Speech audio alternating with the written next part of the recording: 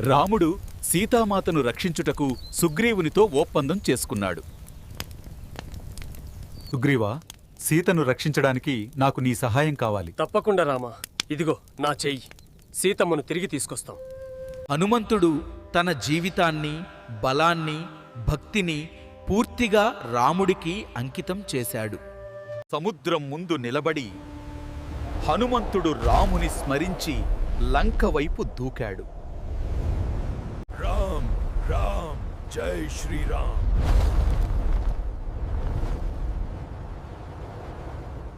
పర్వతాలు, మేఘాలు దాటుతూ హనుమంతుడు ఆకాశంలో విహరించాడు. సింహిక అనే రాక్షసి అతన్ని అడ్డగించింది.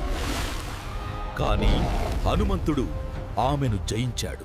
చివరికి లంకా నగరానికి చేరి సీతామాతను కనుగొనడానికి ప్రయత్నించాడు. ఇది శ్రీరాముని ఉంగరము. అమ్మా, నా ప్రభువు నన్ను గుర్తుంచుకున్నారు. నేను రక్షింపబడ్డాను. సీతాదేవి రాముని స్మరించి కన్నీళ్లు పెట్టుకుంది. హనుమంతుడు రాక్షసులను జయించి లంకను దహనం చేశాడు. రాముని పేరు జపిస్తూ తిరిగి సముద్రం దాటి వచ్చాడు. సుగ్రీవుడు, రాముడు హనుమంతుడి గాథ విని ఆనందపడ్డారు. సుందరకాండ మనకు ధైర్యం, భక్తి, సేవ అనే 3 విలువలను నేర్పుతుంది.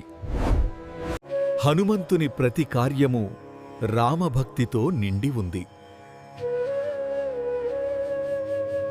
ఈ పవిత్ర కథ మన జీవితానికి శాంతి, శక్తి మరియు శ్రద్ధను ఇస్తుంది.